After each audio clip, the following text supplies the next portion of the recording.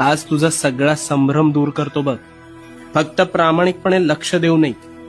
मला सांग, आंब्याच्या झाडाचे बीज रोवून सफरचंदाचे झाड उगवलेलं तू ऐकलंयस का कधी? नाही ना. मग स्वतःच्या डोक्यात नकारात्मक विचारांचे बीज रोवून सकारात्मक गोष्टी घडतील हा विचार योग्य असू शकेल का रे?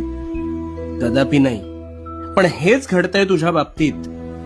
तू एखाद्या गोष्टीचा आरंभ संकल्प करून मोठ्या दिमाखात करतोस, पण काहीच दिवसात अपेक्षित यश मिळत नाही, म्हणून नकारात्मक विचारांचं तोरण आधीच मनात बांधायला सुरू करतोस.